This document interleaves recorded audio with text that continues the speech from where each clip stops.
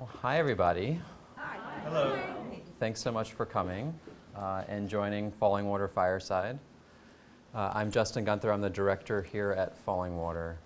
And we do this conversational series to just deepen ideas around art, architecture, nature, and design. And it's a long-standing tradition here at Fallingwater. The Kaufmans would invite people like Albert Einstein, Frida Kahlo, just setting the stage for Leanne to perform tonight. You're like, and then we get Leanne. Yeah, That's amazing. But every great mover and shaker of the modern movement was here at one time or another. The family was affiliated with the Museum of Modern Art, so Alfred Barr, who was the first director at MoMA, was here. Henry Russell Hitchcock, the architectural historian, was here, who Lillian Kaufman said had the most beautiful feet she'd ever seen, because as soon as he got here, he took his shoes off and went down the hatch to put his feet into the stream. Alvar Aalto, Mies van der Rohe, you name it, they visited with the Kaufmans here. So we carry on that tradition with these conversations. So you're in seats that may have been with some of those amazing people that spent time here at Fallingwater. But we're here tonight with Leanne Ford. Leanne. Love it. Leanne, you're a Pittsburgh native and a famed interior designer, and your work has been featured in Architectural Digest, Domino, help me name a few, New York Times. Keep going, you got I it. keep going. Yeah. You've had 2 shows on HGTV and in some conversations, that's where a lot of people here tonight kind of connected with you through their experiences with you through those shows. Yeah. And you've just started your own magazine, Feel Free. Which I brought everybody a copy. Oh, that's wonderful. Because we put Fallingwater in Fallingwater was in the inaugural issue. That's right, the first issue. Yeah. So we're honored to have Leanne with us tonight, and really this is a conversation, so it's about Leanne being with us. So if you all have questions as Leanne and I are talking here, please just interject, raise your hand, we'll engage obviously and just keep the conversation rolling. But Leanne, so you're from Pittsburgh, so tell us about growing up in Pittsburgh and then Who here's from Pittsburgh? Not everyone. Okay, Yeah. Awesome. I grew up in the South Hills in Upper St. Clair, Okay. and I live in Swickley now. So I spent, honestly, almost 20 years leaving Pittsburgh. You just had to get away. I turned around for a and I little came bit. back. Yeah. Well, they call it the boomerang city, I right? know. And I remember this man once, like when I was leaving, I was going to New York City, and this man's like, "You'll be back. Pittsburgh always gets them back." I was like, "No, I won't." Here I am. I think about that guy all the time, you know. And but I've loved it. It's like such a lovely kind of quality of life. And I actually wrote an entire book about it, which comes out in a couple days, strangely, called "The Slow Down," about leaving LA and moving to Pennsylvania. And I mean, you have this, like, this was a little popover for us, like an easy drive. And I think that Fallingwater has influenced my career heavily, just kind of being handy. Did you grow up? You grew up coming Yeah. here? So we worked at. I went to and worked at a YMCA camp down the street, Deer Valley YMCA camp, and you're a good time. Yeah. And we. Isn't that the best? And so we would come here every summer, like honestly, since I was a kid. And now I look back and I like see the influence it always had about nature coming in and out, and you know, I mean. So you think you understood even then as a kid? I don't think I understood it all. I think I felt it. You felt it? Yeah. Okay. I don't think you're like, okay, this is cool, and you don't understand the why, but you certainly feel something. Yeah, you understand you're in something important. Yeah, that's right. And like to this day, I mean, I am not making falling waters necessarily, but I'm very much in love with the feeling of a space. I think that's most important in design and any art form, is how it makes you feel. Yeah. So talk about that feeling. So do you remember that feeling you had as a kid when you came? Because I think it doesn't matter what age you are, you're going to connect with Fallingwater in some way. You know, what's wild to me, and it still is now, is that this is still ahead of its time. Yeah. Right? So this is from 30 what? Like, when was this house built? Designed in 35. 35. And then built from 36 to 39. Okay, great, 30. So, and, you know, we've seen it now, what? I saw it in the probably early 90s. I'm 43, so whatever that is, you know, and like playing with that and seeing it. I remember thinking, wow, it's still ahead of its time. And here we are, you know, and we've come up with so much architecture, we've come up with so many different styles of buildings and build. And for some reason, this still That's sticks. a timelessness to it. Yeah, it's still like ahead and it sticks out, even though we literally could just do this again, though legally we probably couldn't. So maybe that's Couldn't another get the thing. permits, That's right, we yeah. couldn't get the permits. Yeah. But I just always think about how special that is for him to create something so wildly unique and that it's still current. Yeah.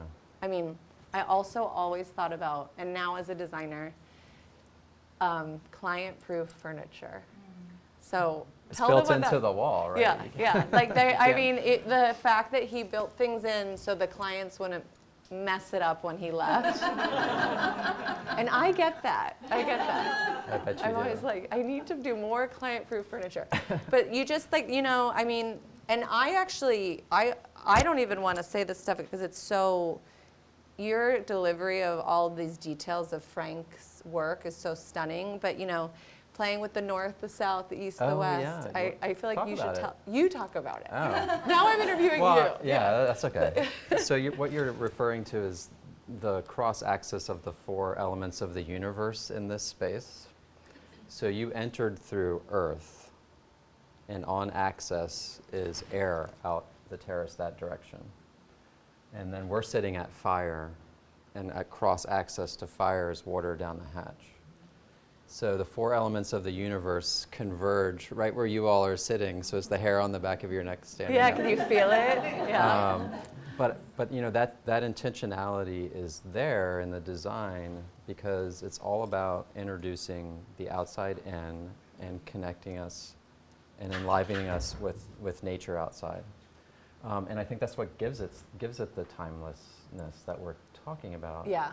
Yeah, Because truly, all of that's 'cause it's brought about together nature. in this space, Yeah. and it's about nature. Yeah. Which is fundamental. And I guess from summer camp, that's kind of at your Yeah, core. my MO. I know I your like MO nature. too. And it's actually my favorite part of being back in Pennsylvania. It's just Yeah. like the earth of it. So, So you when know, you left Pittsburgh and then you went to New York or LA? New York, LA, Okay. Nashville, LA, New York, Nashville, like up and back and around again. Okay. Okay. And then finally left LA and just only live here, which has been a great joy, honestly. Yeah. Yeah, but it's, you know, even this, like the weather and the cross breeze and how he was able to put this on the water, right? Right. So any average bear would look at the waterfall, and he thought to be on the waterfall and Yeah. how special that is. Yeah. So neat. So you talk about timelessness, and you also kind of preach this idea of being anti-trend. So you Yeah. kind of balk the trends. Yeah, I just And that- honestly, Yeah.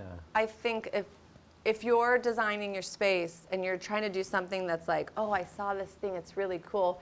And if you're trying to catch that trend, I mean, it's out before you got the install finished, you Yeah. know, like we're talking tile, we're talking construction being so, you know, takes forever.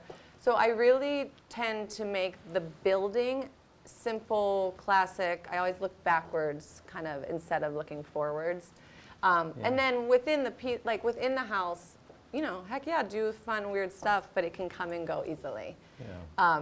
And that would be anti the client proof, but you know, having that being able to be rotating.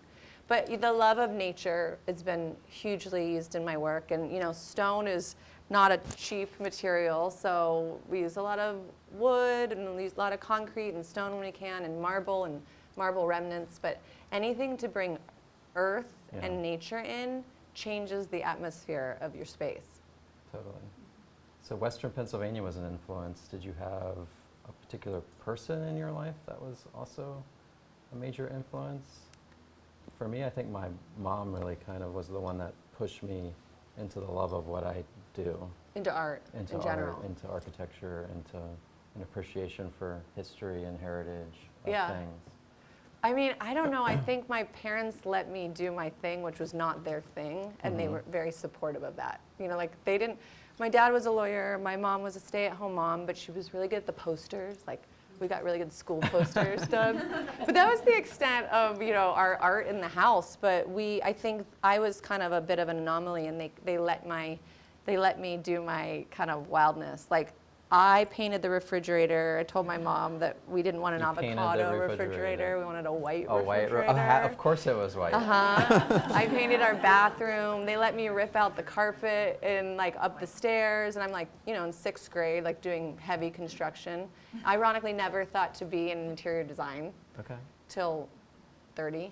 Wow. And but I was always doing something. But it was like when I could finally have my own house where I didn't have a landlord and I could rip out a wall, rip out the ceiling, and that's when everything kind of became free. So not until 30. So what did you want to do before I was in the fashion industry, which is the same part of your brain, honestly. It's like how you put things together and high-low, big-little, you know, it all rotates. Fashion can suffer from the same trend. Oh yeah, worse. Yeah, even worse. But it's easier to fix those, though. You know, I'm like that. You're like, ooh, bad outfit. Tomorrow, fine. But in house, you're like, ooh, bad tile. Another 10 years. Gotta hold it. Paid too much. You know. So simple fixes. I mean, that's the other thing is the earth elements and the tones of this place. You know. Just having it feel, and I mean, it's falling water, and maybe that's alone why it feels timeless, because we respect it so much, right? But I just really appreciate it, and I'm thankful to have had this influence. So it has a legacy that just maybe he gets away with stuff. Yeah, he gets away which he with does things. get away with stuff. Gets away with a lot of stuff. Like the kind of where, you know, you hear all the notes about Frank, like, sorry, Frank, but like you hear all the stuff about Frank. It didn't work, and the clients are unhappy, and it goes over budget, like the budget here. 5 times over budget here. Yeah. I would never get away with that. You know, but Frank gets away with it. 5 times over budget. So what did it? So it was supposed to have costed in the 30-some thousand range. To build it. To build it, to do all the design work, and ended up being in the $155,000 range. What's that comparative to? I don't even know. You can kind of think of in the Depression era, which is when this house was built, the average house was $4,000 to $6,000. Whoa. And this was just the Kaufman's vacation house, and it came in at 150 plus. Which side note, I want to say I worked at Kaufman's. What did you do at Kaufman? I was a perfume girl at Kaufman. You were? Yeah, made $12 an hour. Was like rich, and I always think that every time I see you, I was like, I want you to know I worked at Kaufman's. Yeah, and look at me now, Mom. Did you guys go to Kaufman's? Yes. And you wear your hats? I know. I was the girl. I didn't spray you unless you wanted to be sprayed, just so you know. I wasn't that one. I was the other one. Yeah. And the TikTok Cafe, was that still the lunch counter at Kaufman's when you were? That downtown. Yeah, the downtown store. Meet me under the Kaufman's clock. Meet you under the Kaufman's clock. I know. We did that. Yeah. Now we are aging ourselves. We'll get it back, everyone. Pittsburgh will get it back. Yeah, Jim, you have a question? So I have a question, Leanne. So you were inspired, obviously, by this beautiful home. I grew up 10 miles from here, so it is very powerful. Yeah. And I moved away as well. But when you moved to LA, how did you dovetail the influence of this place with a very different aesthetic? I mean, it couldn't be any more different.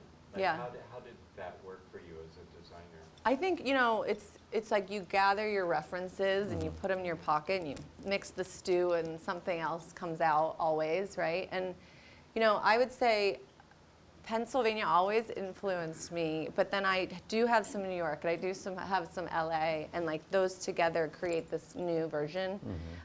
But, you know, he had some good stuff. He had Hollyhock in LA and the Ennis House I and never say Store right. House. Yeah, which was for sale, by the way. And we looked into it. I was like, who wants to go in on the Ennis house? I think I remember you talking about the cost of keeping this place up. Yeah. I think it was like basically free to somebody, and then they're like, but then it's $20 million, to, you know. But I mean, I like that kind of stew that happens from having so many cultural references and styles, and I do not, like, my style does not read Frank Lloyd Wright by any means, but then you can kind of see little hints of it here and there. How would you describe your style? I have not figured that out now, 15 years later. Yeah. I mean, it's... Has it shifted and evolved and changed? It goes based on the house, Yeah. right? So the house is really, truly what speaks first, and that influences everything. Mm-hmm. So that's like when you can kind of walk into a house and the house kind of talks to you, or talks to me, but maybe talks to you guys. And then you kind of like walk through and play with it of what it, you know, can be, should be, like how you get it back to what it was meant to be. A lot of times now it's like getting rid of some stuff from previous owners, really. So that's the influence. So my styles, I like to be the ghostwriter to the house. Like, I love that. there's a commonality to it, but truly it's like, at the end of the day, I kind of want to disappear from the project and just let the house feel pretty. That's lovely. And my friend, you guys, Grace Mitchell right here, sitting next to us, she and I just did a house in Texas. And we had so much fun, and we just took a shack and trucked it onto the property in Texas. So I made her get on a plane this morning at 5 a.m. and get here. I was like, you're never going to be at Fallingwater again like this. So we brought her. But we've been having so much fun comparing notes. And it's nice to work with another creative soul and, you know, hash out ideas and say yes and let's play and let's kind of encourage each other. It's been fun. Who here is an artist of some form? I mean, we all are a little bit, right? I can tell by shaking heads you guys are artists. What's your medium? He's photographer. Photographer. Okay. And architect. Amazing. Fantastic. Painter, designer. Interiors. Fun. And you live back here now? Did you come back? I gotcha. I lived away for 40 years. See, we still need to say Yeah, that. boomerang. Yeah, boomerang. I'm like, I promise I But live it's somewhere true, else. It is so beautiful here. But Yeah. It wasn't difficult to make that decision. No, the weather alone, like I love Pennsylvania weather. There's about 2 weeks I think it's miserable, which is for me like end of February, right? You're like, okay, we're good, winter. But I love all the seasons, Yeah. and I like, you know, I mean, driving up here and the leaves have begun to change, and that's so special. And that's actually like what's so incredible here, and I do use this as an influence, is like let the outside do the talking. Yes. You know, let nature be the star of the show. Yeah, you don't need art on the walls because that is your art. Yeah. Right out the window. Yeah, and Yeah. I think that's incredible. And like Absolutely. using nature to its fullest form. And I do think about that a lot. And no window curtains. Yeah, no curtains. I'm very anti-covering the windows, which I Yeah. think I blame Frank. So we've spent a lot of time together in this house, going through, looking at things, and also Yes. experiences like this. Yeah. Is there a particular part of this house or a particular place in it, a space in it Well, that really resonates with you? I mean, the hatch, The I hatch. guess. Yeah. Yeah, like the hatch. And we filmed here for HGTV. Yeah. And we were allowed to go down the hatch, down and go there, and I was kind of in shock. I do think it's like makes you tear up here. And I've had a lot of people here that I've been here with. They feel that too. It's like very, I don't know, It's spiritual is a emotional. word, Yeah, but it's emotional. Yeah.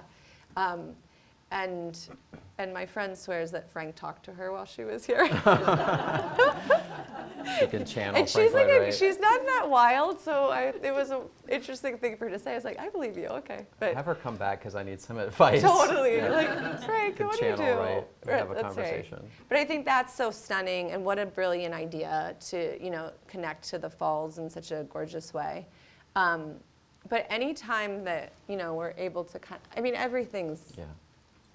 Have you all been here before, or is this your first time? Some of them haven't. This is a first experience. Okay, and you're going to let them walk around, Yeah, right? they can walk around.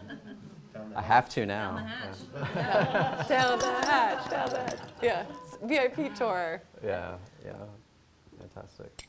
So do you have like a design idol, someone that you've always looked up to in your career that has informed you along the way? Do you have a mentor? Or have you kind of paved your own path? Well, I've definitely paved my own path accidentally, but I mean, I'd say pulling a lot of inspirations. Axel Vervoort is... The Belgian designer. Axel Vervoort is so stunning, and I would say he would be our closest to a modern day Frank Lloyd Wright. He's very much into nature and earth and elements and texture, and there's just something very magical about it. And he's very like intuitively designs. He has actually some incredible books. So Axel Vervoort's my... And he has an eclecticism too that he brings in amazing. that's Yeah. really wonderful. I do think he's like the closest to Frank that we have today. But I did read Loving Frank. Did you guys read Loving Frank? So we're like kind of mad at Frank, but that story, like read that, and at the end of it, like finding out his life and what happens to his family really at that point is so wild to me, because I can't believe I had never known that, or like people don't really talk about to that. kind of overcome those obstacles in your life and still stay focused on being creative and wanting to be revolutionary, and it's remarkable. I mean, that's probably his driving, The driving what kept force. him alive at that Exactly. point. But Exactly. yeah, but I was reading that while spending time here, which was Okay. fun. It was Okay. like very virtual reality. Yeah, Virtual reality. that's right. So Leanne, what are you working on now? What do you So have we a book have coming out? The Slowdown comes out Tuesday, October 1st. I've been working on that for 3 years. Okay. And actually we bought some, Noelle has some like out of the back of our truck, but we brought some in case you guys want to look at that. And then we have magazines, Feel Free magazines, and art-centric design magazine. And Justin was kind enough to let us come shoot Fallingwater. And that felt very, very special. And so that's in. We have a bunch of those just to give to everybody. And what else am I doing? Texas project. I mean, it kind of seems never ending. We have a store in Swickley, Pennsylvania. So my husband has a line called Buck Mason, and I've helped him do, I mean, now they have like 40 stores, but all those stores, and this one in Swickley is the first time that he let me put my stuff in there. Thanks, honey. Yeah, so we have like a little bit of a combined store in our hometown of Swickley. Oh, thank you.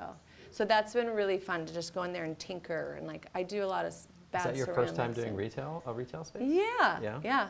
I do like, and I'll do pottery and bad art and bad pottery, and I'll put it in there, like, cause I feel like I love bad pottery and I love bad art, and somebody's gonna want it, and they do.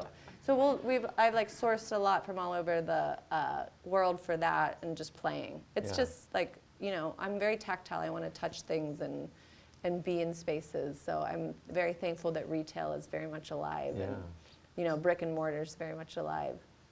Do you collect things as part of your inspiration? What do you like to collect? Anything. So many shells, so many rocks, so many sticks. You know, the same thing I was collecting as a kid, I'm sure. But like so much nature, but it all goes into my design.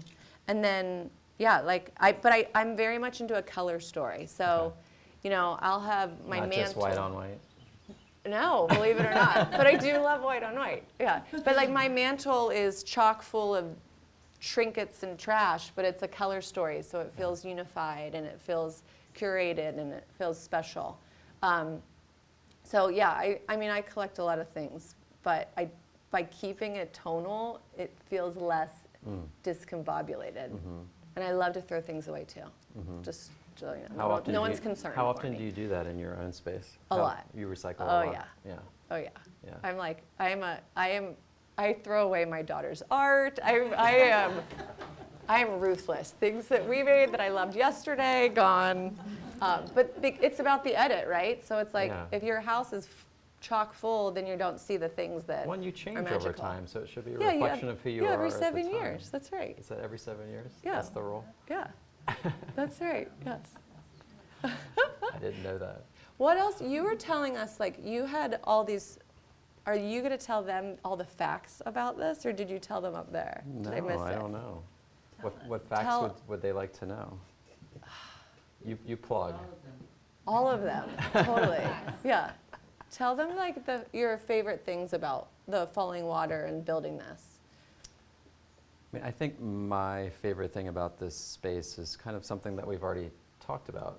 The axis. Well, it ties into that, I think, but it's more,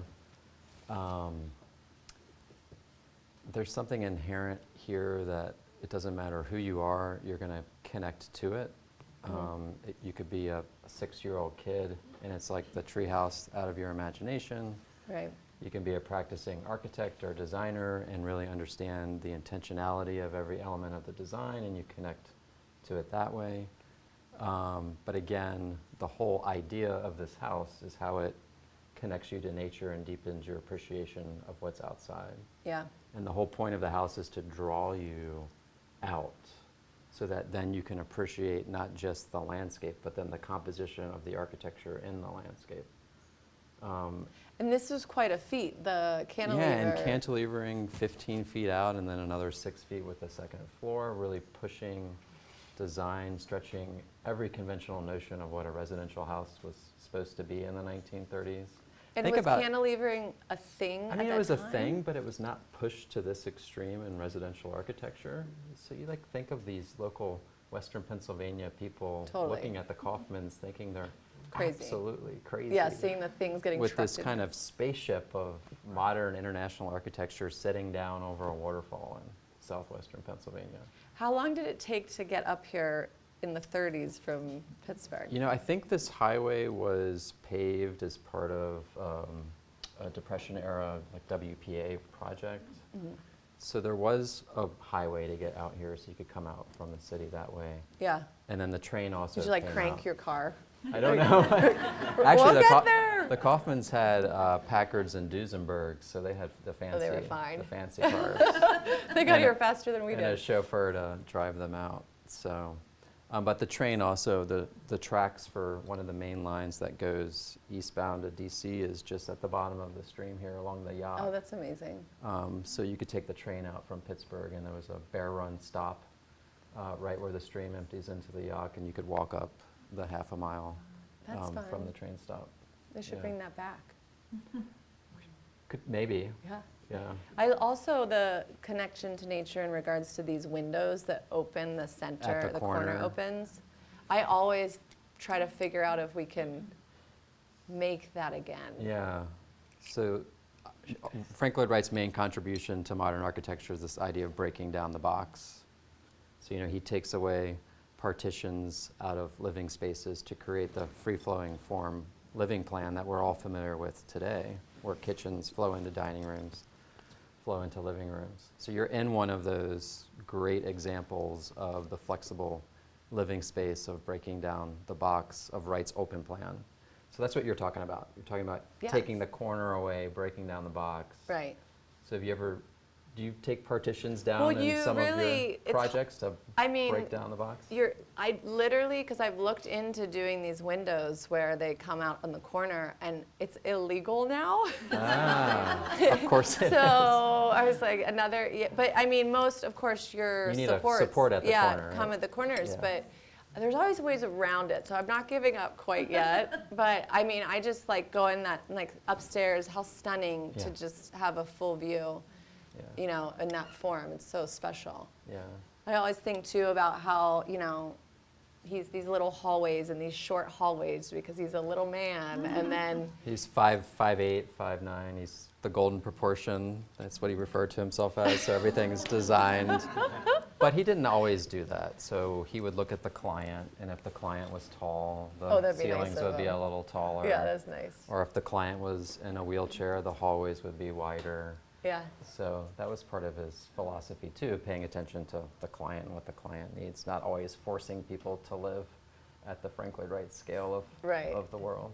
Yeah. And then these weren't his, I'm assuming. No, Lillian found those in an antique shop in Florence. And Wright had designed one of his traditional barrel chairs for the dining table here. Yeah. And Lillian didn't understand why people wanted to be so rigid and formal at a country house while they're eating dinner, so she found these peasant chairs instead. Did he ever see that? Oh yeah, yeah. The Kaufmans had a lot of money, and they basically helped to reignite his career. Right, he had to So make they sure. got away with a lot. Okay, Yeah. and then tell them the check story. The check story. So there's a desk in Edgar Kaufman Sr.'s bedroom. On the original plans, it was about half the depth that it was executed at. And Edgar Kaufman Sr. wrote to Frank Lloyd Wright complaining about the size of his desk, because he said, well, if you want me to keep writing you all of these checks, I'm going to need a bigger desk. So they doubled the size of the desk. Like- So there was a compromise there. Yeah, he's obviously. like, all right, heard. So you do have to compromise with your clients. I know. That's why we don't do clients. So what advice would you give someone? So say they're, a young professional, they're in one of these cookie cutter works of architecture, and they have an apartment that's 4 walls of drywall. Yeah. How do they make it their own? How do they make it their own space? I mean, texture, what can gives you... you texture? Yeah. So if you can put something on the walls, like you can do a skim coat on the walls, or you can do wood tones on the walls and still paint it. But I like any form of texture or movement that changes with your eye, and creates some interest. Yeah. Nature always, Nature. right? Lighting, good lighting. Yeah. Like things should be on a dimmer.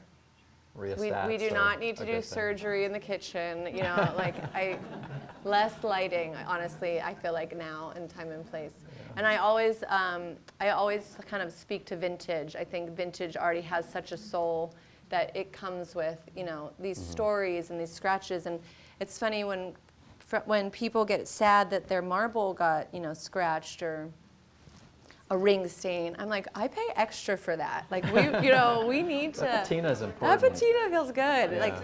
But yeah, put it in a French cafe for 100 years and send it over. There you go. But all of those bring elements kind of that bring in soul to Yeah. a space. Yeah.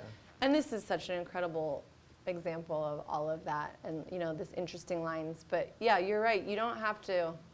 It helps to have an incredibly interesting architectural building to be in, but there are ways to bring the elements of Frank and take that into your own spaces. Yeah, I mean, every object in this house has a story. It was Yes. collected Yeah.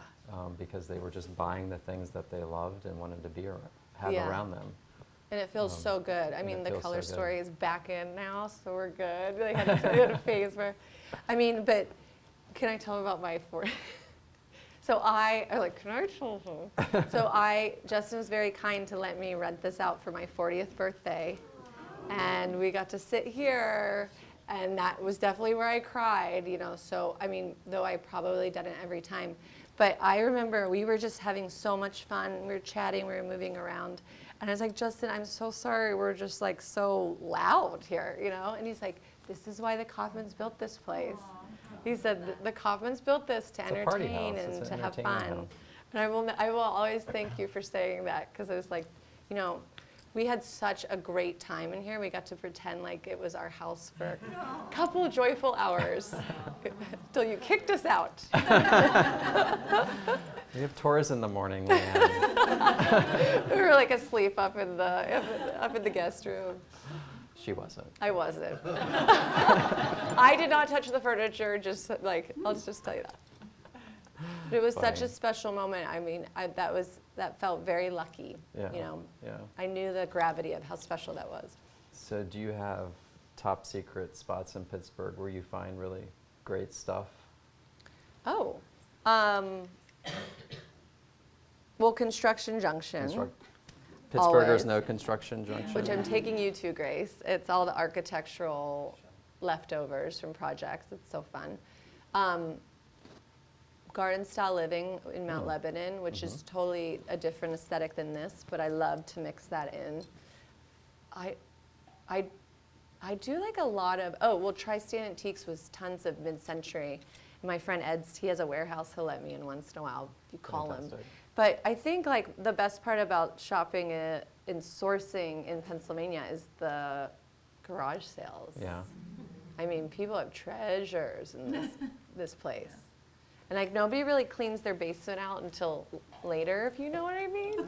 and then we get to till much later, and then it's full of treasure. And those treasures, I'm happy to give those new life. Yeah, absolutely. What questions do you? question, Yeah, Leanne. absolutely. So you talked about like your inspiration as a child, or Justin, you asked about that, and then like what are the projects moving forward? I haven't heard mention about your brother, because I think you and your brother, like that was such a great. We did You had 5 the best- seasons of television together, I so know, I really, but it was I'm sure he's so happy to great. be rid of So me. what can we look forward to with that? You know, I had just had a baby, and then we took time off from television, and then I enjoyed, no camera crews, no offense to you guys up there, but that was like very happy time to be in HGTV, and it was a happy time to skedaddle. Okay. I'm very thankful for all of that and What's all he of them. doing? He's like building a warehouse, he does the same thing I do, but in definitely different form. Like They have a baby, right? little Or boy, yeah. 2-year-old. Or Yeah, and he does like more like warehouse and industrial, and I'm You like, guys were so great together. Thank That you. would be a good show. Just Thank put it you. on your radar. it was a good show. Thank you though, I appreciate it. Yes. Has being a mom changed how you design? Yeah. Yeah. I'm like a little more practical, but not very much. Little like things are a little softer edges, I'll say, and like, having things kind of be able to get trashed and be okay with it, which I'm happy to. Like again with the patina, I'm thankful I like Yeah. old beat up stuff because it makes it easy with children. Yeah, yeah.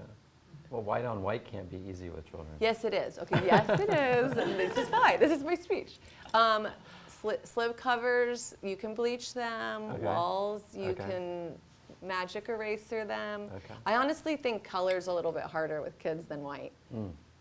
That's like my lot in life is to tell people white's okay with dogs and kids. I've got them both. And we paint a lot, all is well. And just be okay with things not being perfect, which is very much my philosophy. Yeah. Makes life a lot easier. When you do accessory design, you bridge out from just white on white. You find other Yes, colors. Yeah. thank you. Yeah, yeah. Sometimes Yeah. I use cream, yeah. Use natural. I always earthy, I'm natural very much colors. into like colors of dogs. That's my color story. Okay. My daughter is obsessed with pink and purple and glitter, and we've incorporated that into her room. But I'm very like all the tones of nature are what I'm very drawn to. Yeah. And it doesn't have to be cold, and it doesn't have to be boring. Truly, Yeah. I'll Yeah. prove it to you guys. I'll find you a picture. Send you something. Do you have any other questions? Yeah. What other I questions? have a question. Well, you answered my one question was what color is your daughter's bedroom? Yes. So Um, pink. And do you design outdoor spaces? Oh. Yeah, and but it's not necessarily my forte. But I did do outdoor furniture, which inspired me to kind of get into. Like we did our kitchen garden, and we used gravel and DG and kind of creating these smaller spaces. But that is very much its own art form in regards to landscape architecture. Mhm. Yeah. Because it seems like, this, just all the windows here, it brings the outside in and, it's like an extension of your, Yeah. sometimes of your living space. That's right. And I totally believe in that fully. In fact, I use a lot of interior furniture out and exterior furniture in. But I totally agree because when you're here, like whatever is out that window better be just as pretty as what's inside. So yeah, we take it very seriously. I do touch on it when I can, but I would not consider myself an expert by any means. In anything, actually. Just act like you're one. No, I'm just, oh yeah, we're an expert thing. Yeah. Yeah, yes. Yeah. Yeah. So so I have a house. I'm happy for you. Yeah, Right? you're very lucky. But I'm restoring it, and what's your philosophy behind, how much do you keep historic and keeping it, but also creating it to be modern Right. and a comfortable space? Yeah. Great I mean, Where do that's you go with that? yeah. That's such. I mean, I talk about that a lot because when you walk into a space, my number one thing is I think, what can I keep? You know, like we don't need this house that has come this far to all of a sudden be like 2024, you know, and like we were here. That's kind of, I think, a timestamp in itself, obviously. So I just figure out what can stay. Like, okay, I love that weird wall. I like this floor. This is beat up. I'll keep this. Or this is trashed. I'll get rid of it. Like, you just look and see what you can possibly keep and then work around that. And I say, you know, there's two forms. Like, I personally love to protect history. It's sad to me when beautiful old buildings kind of turn new, ruined, I would say get ruined, but get nice. It's hard for me, but at the same grain, we live in modern times and we need this space to work for us and our family. So there's like this no mercy, do what you love, but also I walk the line of, but what can I keep? And thankfully for me, that's fine. That Venn diagram is very large. Like those are the same things. But I always just go through first and see what can stay. And then from there, you make other decisions. Great advice. Does that make sense? Yes, totally. And I also, by the way, I'm like, do not design your house for the next person that's going to live there. Like, do not design it for somebody who might buy it someday, because I guarantee they're going to rip out everything you did anyway. So do what you love and do what feels special to you, and do not worry about that. That's great advice. And move in. Like, do not squat in your own home. So many people are like, oh, I'm leaving soon. 10 years later, they're like, I'm leaving soon. Like, we could have done this in a long weekend, you know, like just paint the walls, get cozy. You've worked on a bunch of historic buildings, Yeah. right? It's a curse. I love old buildings. Yeah. Yes, if like, they'll walk in and they're, you know, this is a tear down, I'm like, I'll take it. And then I keep it. Many a time. And in fact, in California, in LA, I bought the oldest house in Echo Park, which was being sold as a tear down. It was a little hunting cabin by Clara Kimball Young. She was the first silent movie star, and this was her little like hunting cabin. Wow. And I was at the open house, and I heard people talking about where they were going to put the new house, and da-da-da. And I was like, I will buy this house. I will buy it. And I saved it. And then the people that bought it from me, who was Lana Del Rey, Really? she's still in there and kept it just, they bought it furnished, which made me, I didn't know it was going to be her. It was private secrets. It was secret.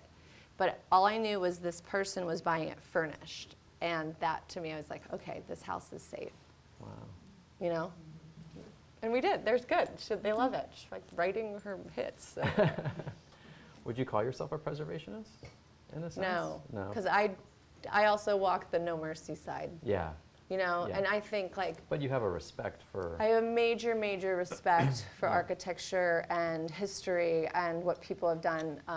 And I try to bring it back to life, and I try to save it. And, you know, even in Sewickley, in our little town, like, I try to save these buildings and have the town feel like a little town and not turn into a big town, you know? But at the same time, I don't want to, like, sign up paperwork to do what I want to do to the house. Yeah. Somebody told me, which is, like, probably blasphemy here, but somebody told me don't sign your houses to a historical society, because all of a sudden now you have to get everything Everything's approved. approved, yeah. It's another good advice. They said, if you're going to do it when it's done. After you've done your. After you've your done work. what you want. Yeah, after Don't you've let done what anyone you else want. do anything after that. I thought that was great advice. So Wright was often inspired by classical music, and he said Fallingwater was designed to the music of the stream. This was like a symphony.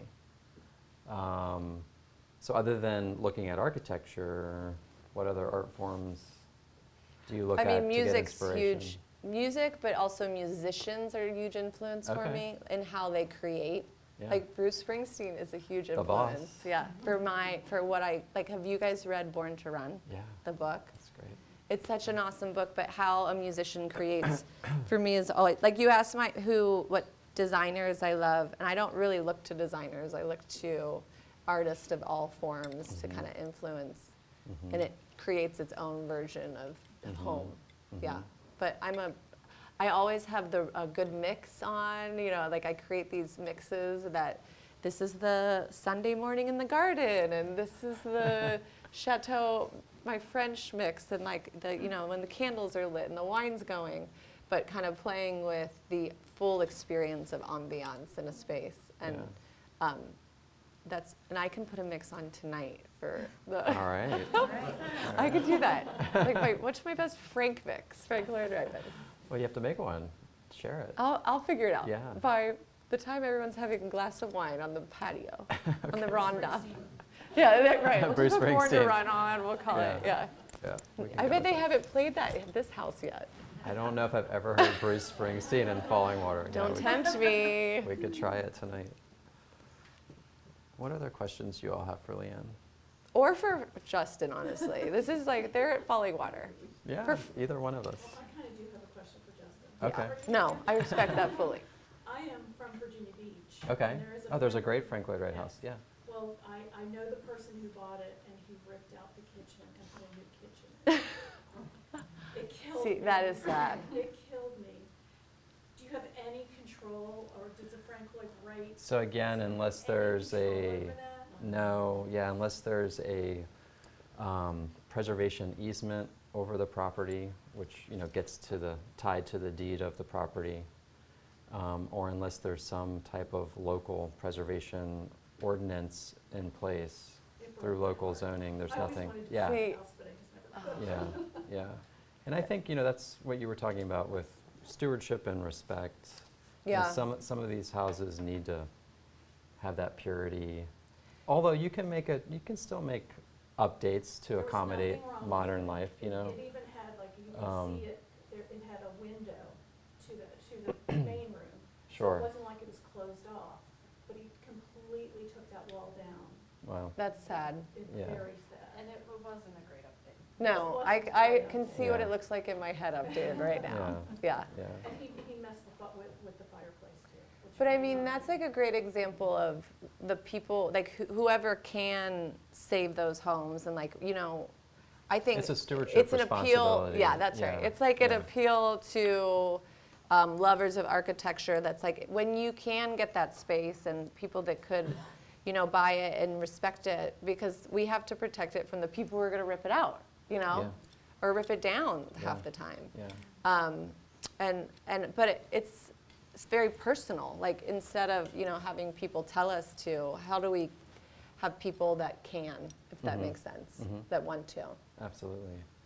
Yeah, a big challenge for some of these houses is finding the right person to take them on, because it's a huge responsibility.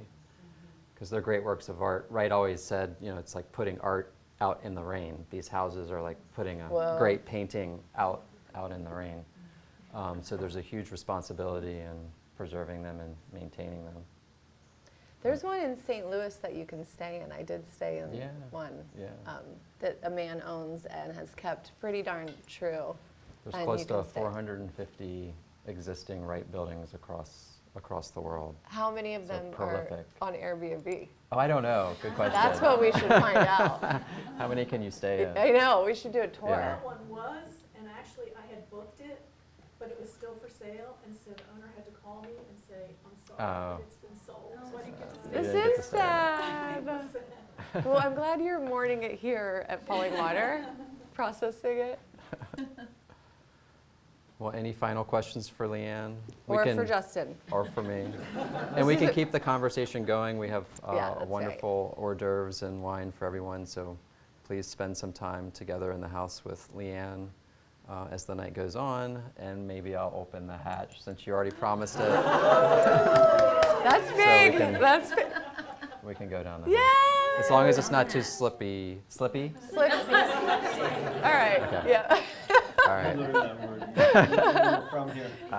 That's a big deal. I love that, Justin. All right. Well, please enjoy Thank some you more all. hors d'oeuvres and Thank and you. wine. Thank you. Thanks, Justin. Thank you.